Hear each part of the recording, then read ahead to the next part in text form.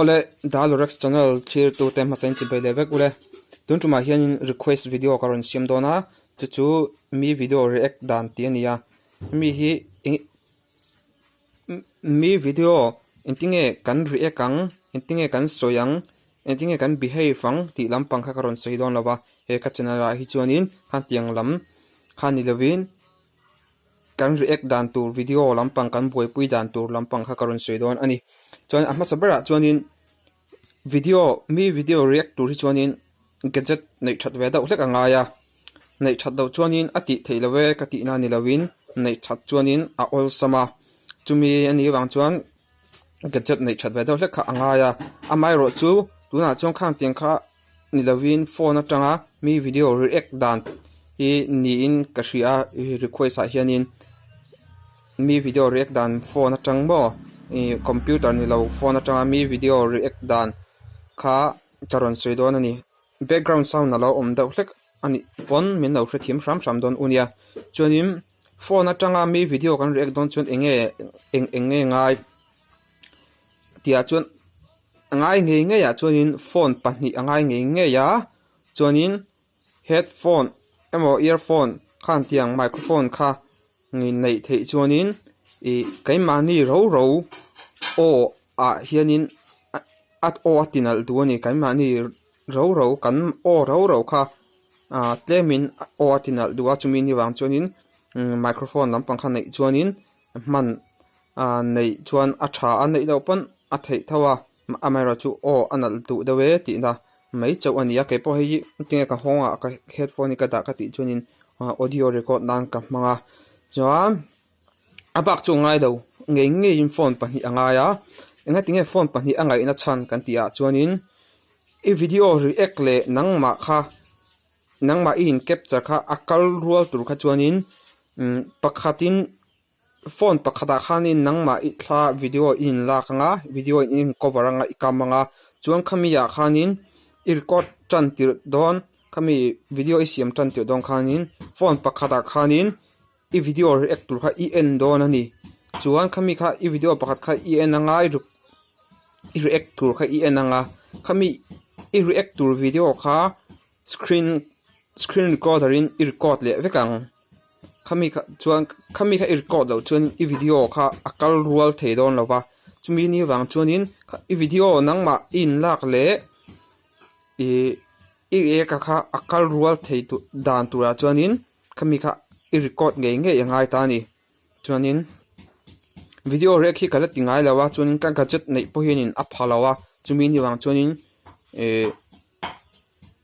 experience kan nei big chong lawa amaro chu ka heng tiang ka soi lo pohian dan point ti dan tam tak omang ti karinga amaro chu a all some le phone atanga all some taka kan a all some thei dan ang turber ka hriat karon share chu ani khami kha video kha pakhata khan in la a nangma in la a chuan pakhata ithil en khamo I react tur video khai ena khami kha video kha iti zau to I shoot zau to ani chuan I react zau to ani chuanin khami video pahni kha I edit na tur phone a khanin amasa zo ka chuanin nangma in lak na video kha I react tur zok ni lo nangma in lak na zok kha I import masanga chuan chumi zoa layar tangin emo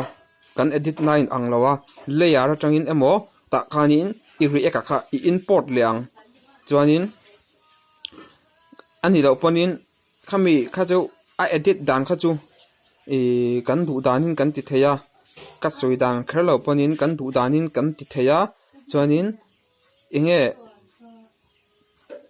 amai ra chu I akal rual tur khanin khami nangma in lak le I video rek kha mun khata kal rual turai ang khanin I edit anga chuanin khami kha I edit zo kha chuanin export a upload mai khan ta ni chuanin screen recorder a hianin AZ te duo te hantiang aya tha hi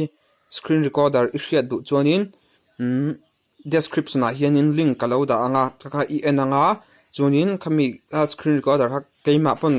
ka man ber ni ta tha ka ti ber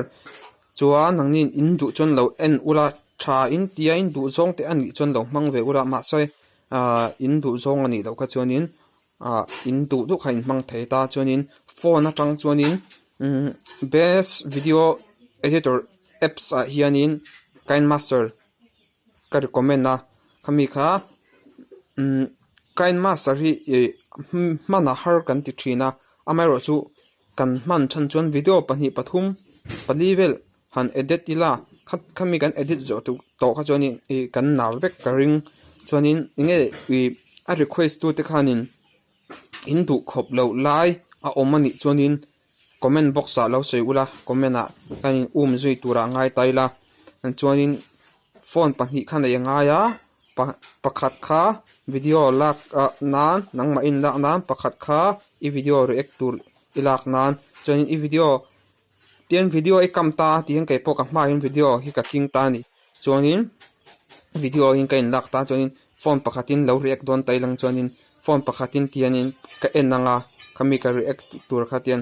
ka enanga chung ka en pa khanin ka record bokanga ka record do khachina kal ruwa thei don lo tin ka en pa kha ka wal cha mator lo tlan lo kam lo hriathiam lo kula tuna video entranang o tin lo ti taila tuna video entranang o la ka lo ti ta ni chuanin video kha ka play chi ta khami kha enge yen lo huna khanin nge kha I edit huna khano ka teng I edit huna khan kata video hi play ang o entranang kan ti chi khanin I edit huna khanin I khami kha I da lut don chi ani